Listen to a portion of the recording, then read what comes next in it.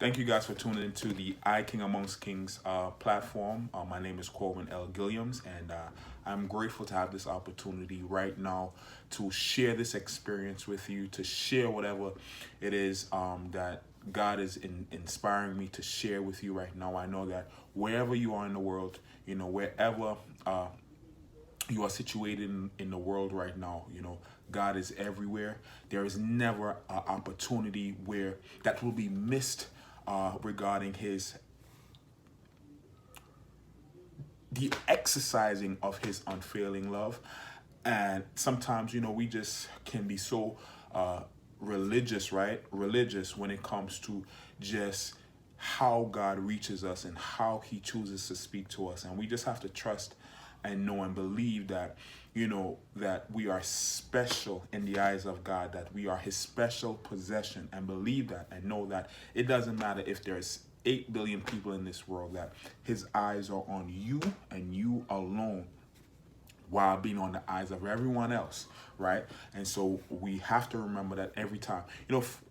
I'm just going to share this with you guys. So, I would get like prophetic words and teachings and just you know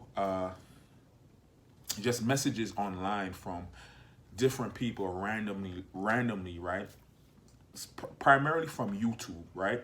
And so a lot of these people who I would get messages from, and when there's a message from God, because it just resonates wholeheartedly with your spirit. You just know that because it is on time, it is relevant, and it just speaks to your heart, and it speaks to what you need to hear at the time, right? So a lot of these a lot of these messengers, right?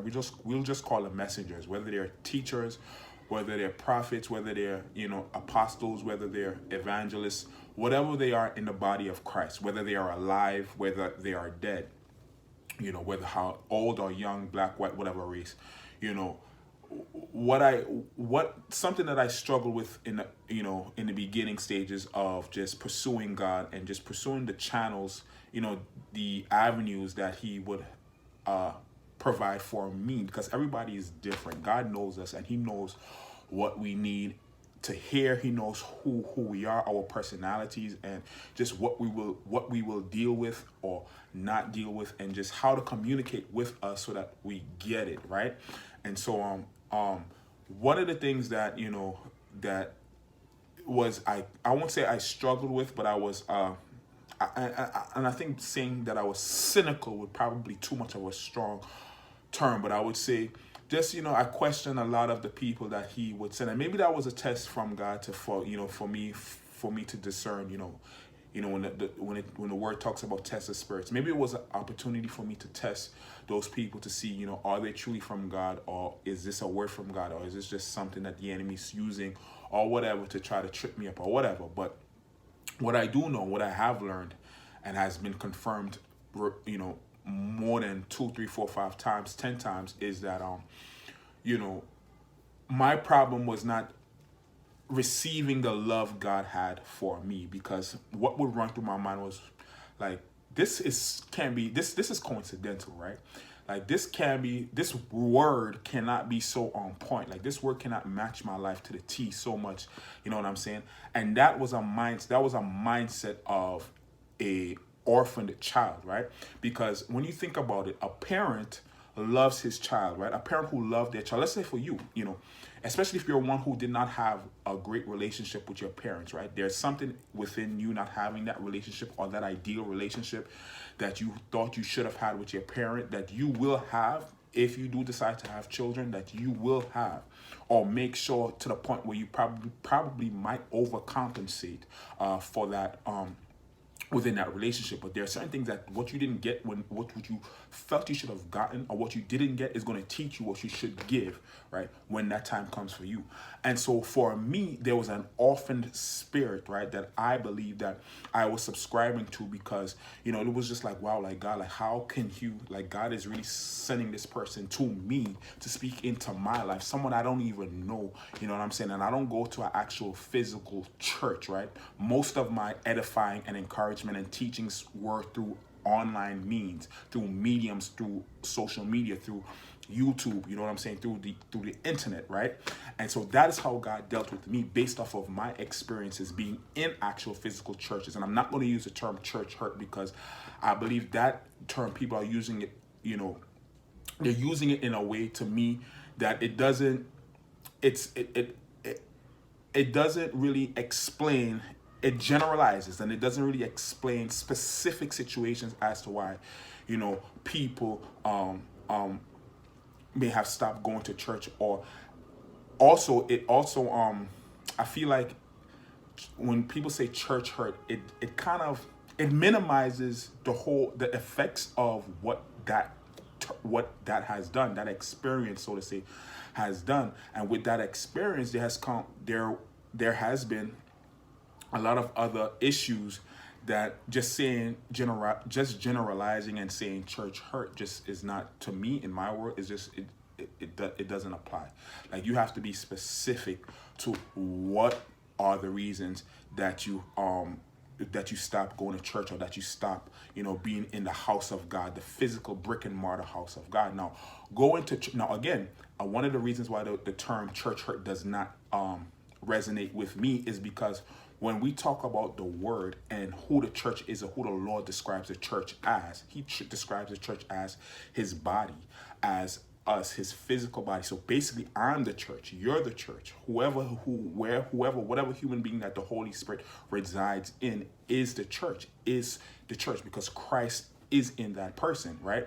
And so that was another reason why this church hurt thing, it just sends too many different signals, and it just doesn't apply to me, and so I refrain from using it as much as possible. But I will use it to use it as a frame of reference, to a point, and that is why I brought it up in the first place. So for me, God would speak to me, in ways that he knows me, he knows my heart, he knows who I am and what I need to be able to hear him. No, regardless of how many times he does it, you know what I'm saying? Again, that is all part of love, right? And so what many of us may have struggled with, you know what I'm saying, is just the idea, like, to think that, wow, like, the God of creation considered me, you know what I'm saying, to have someone that I don't even know online or wherever they are in the world, to get online to speak a word up to me, to encourage me, to edify me, to let me know, even through my fogginess, or inability to gain clarity because of whatever reasons, just like back in the biblical days, you had kings and you had even prophets or priests or whoever who, they were not able to hear God, and God would send a human being, or someone, one of his peoples, to speak a word, or to go into a town, or go into an area to send a message, right? To be a messenger, to be a voice for God. And so for me, it's interesting being too, with the times, right? With the times, you have to consider and say, okay, things are changing as far as like means of communication, right? And so we have to consider, and stop putting God in a box, right? And saying, okay, well, God only works in this way. God only communicates in this way. No, God communicates in any shape, way, form he chooses to communicate, right? He'll make a donkey talk, right? You know what I'm saying? This is the God who